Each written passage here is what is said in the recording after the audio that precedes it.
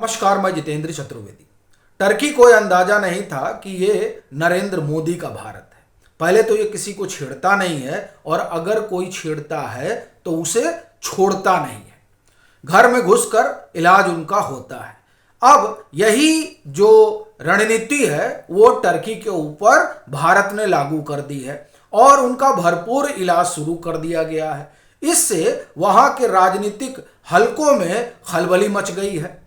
उनको इस बात की भनक भी नहीं थी कि नरेंद्र मोदी की अगुवाई में भारत इस तरीके से कार्रवाई करेगा और उनके आंगन में ही अपना त्रिकंड उतार देगा।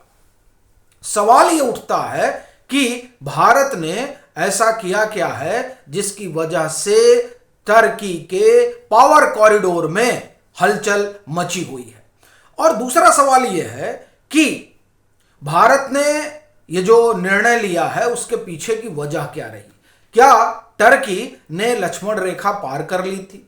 तो बातचीत का सिलसिला यहीं से शुरू करते हैं कि हाँ, लक्ष्मण रेखा उन्होंने पार कर ली थी। जब इनका घर भूकंप से हिल नहीं गया था, बर्बाद हो गया था, तब भारत ने इनको खाने पीने का सामान भेजा था। लेकिन यह बात टर्की भूल गया और ये जो खलीफा बनने की चाह है उस चाह में इन्होंने वो काम किया जो कायदे से टर्की को कम से कम भारत के साथ तो नहीं करना चाहिए था। क्या किया इन्होंने? ऑपरेशन सिंदूर में जो किया वो कहानी सबको पता है कि बाकायदे पाकिस्तान की मदद की, अपना युद्धपोत उतार दिया। किसकी मदद के लिए? पाकिस्तान की मदद के लिए। ये सबको पता है। लेकिन ऐसा नहीं है कि ऑपरेशन सिंदूर के बाद जिस तरह से भारत की प्रतिक्रिया रही उसके बाद में ये खामोश रह गए। नहीं, ये अब बांग्लादेश की मदद कर रहे हैं, उसके मिसाइलों के आधुनिकीकरण में जुट गए हैं। इतना ही नहीं, मालदीव को ड्रोन वगैरह दे रहे हैं। कहना यह है कि वो देश जो भारत को देखना नहीं चाहते हैं, टर्की उनके साथ हाथ मिला रहा है, सैन्य सहयोग कर रहा है।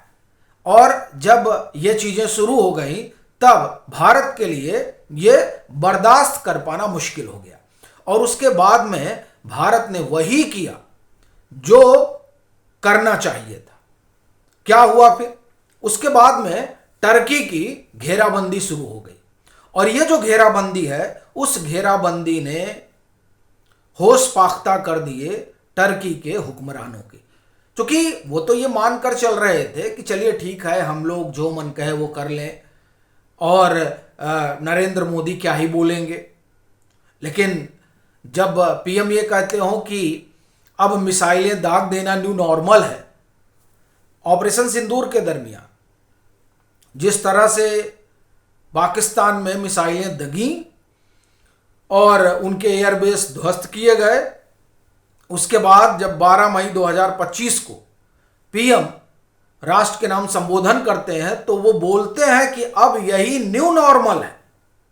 यानी अगर आप उछल कूद ज्यादा करेंगे और भारत की संप्रभुता के साथ खिलवाड़ करेंगे, उसकी सुरक्षा के साथ खिलवाड़ करेंगे, तब ऐसा नहीं है कि ब्रह्मोस सिर्फ पाकिस्तान तक ही जा सकती है, तब किसी के भी आंगन में ब्रह्मोस पहुंचाई जा सकती है और वही भारत कर रहा है। टर्की के जो आप एक तरह से कहें कि आंगन में ब्रह्मोस लगवाया जा रहा है और इसीलिए टर्की में एक तरह से कहें कि हड़कंप मचा हुआ है और इसका साफ संदेश भारत ने दिया है। ऐसा नहीं है कि कोई लुका छुपी में चल रहा है।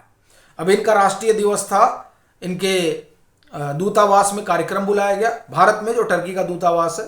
भारत नहीं गया।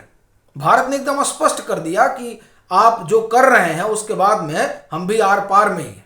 और उस आर पार का आलम यह है कि जो तमाम आसपास के इनके देश हैं जिनका टर्की से 36 का आंकड़ा है और वो टर्की को एक तरह से कहें कि नेस्तो नाबूद कर देना चाहते हैं, उन लोगों के साथ एक एक करके भारत जो है वो बाकायदे डिफेंस डील कर रहा है और कह रहा है चिंता मत करो, हम ब्रह्मोस देंगे, हम आकाश देंगे, हम पिनाका देंगे, हम सुखोई देंगे, सब कुछ रखो, और अगर कोई तुम्हारी संप्रभुता के साथ खिलवाड़ करता है तो उसको इसी भूमध्य सागर में सुला दो।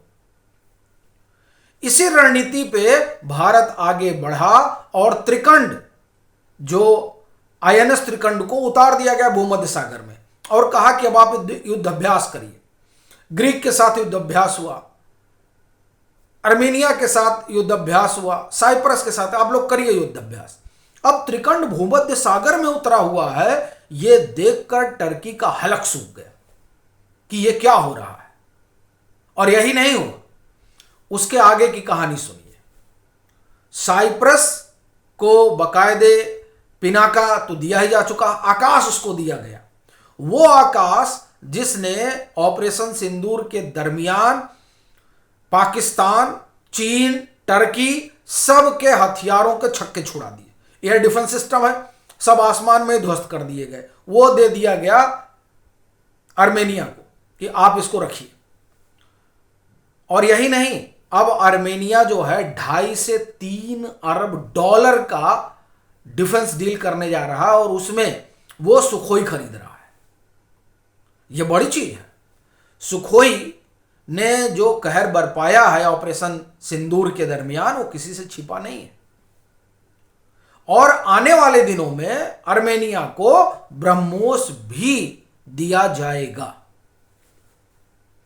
तो चलें, वो कहा जा रहा है ना कि पहले तो भारत ये सब करता नहीं था, क्योंकि वो किसी भी देश को परेशान करने में भरोसा नहीं रखता है। लेकिन टर्की के जो अर्गोदन है, उनका अपना एक अलग ही क्लेवर और फ्लेवर है।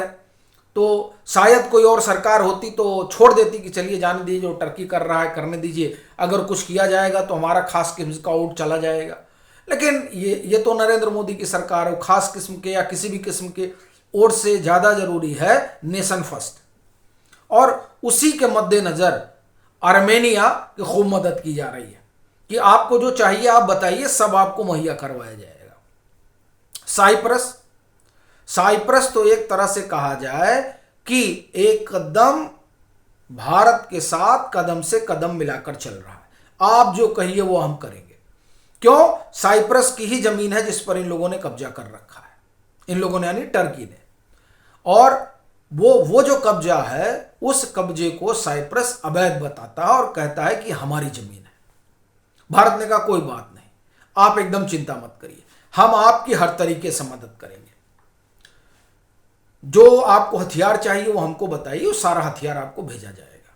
ग्रीक वो एकदम दांत पीस रहा है कि ये जो है टर्की, इसको सबक सिखाना है। भारत ने कहा कोई चिंता नहीं, आपको सबक सिखाना है, आप हमसे हथियार लीजिए।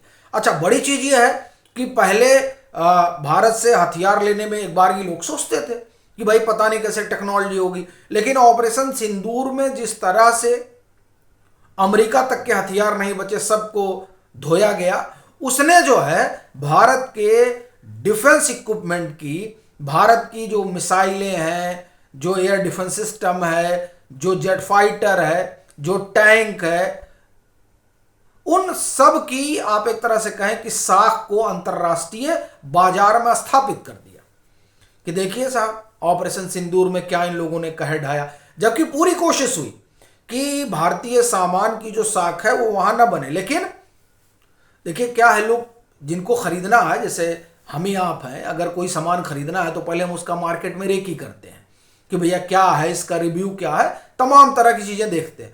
उसी तरीके से जिसको 300 या 3 अरब डॉलर का जो है वो, अगर आप एक तरह से कहें कि एग्रीमेंट करना है, तो जाहिर सी बात है कि वो भी पता करता है। सब लोग पता करना शुरू किए तो पता चला कि नहीं साहब, ब्रह्मोस ने बड़ा कमाल किया है, सुखोई बड़ा अच्छा जो है इनका जेट फाइटर है, तो आप वो सब खरीदिए और उसके जरिए जो है अपने दुश्मनों को सबक सिखाइए। अब देखिए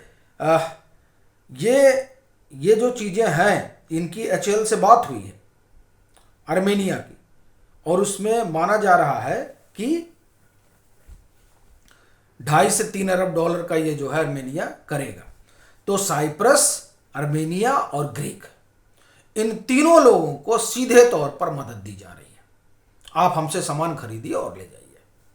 और अब जब इनको हम सामान दे रहे हैं तो किसी की अगर सांस थम रही है तो वो टर्की है, क्योंकि टर्की का इन तीनों देशों से लेना देना बहुत खराब है, यानी इनके जो बायलैटरल रिलेशन है वो ठीक नहीं है, और इसीलिए वहां पर त्रिकंड भेजा गया था। और त्रिकंड ही नहीं, और भी आप देखिए कि वहां पर जब युद्धाभ्यास हुआ था तो और भी वहां पर युद्धपोत उतारे गए थे।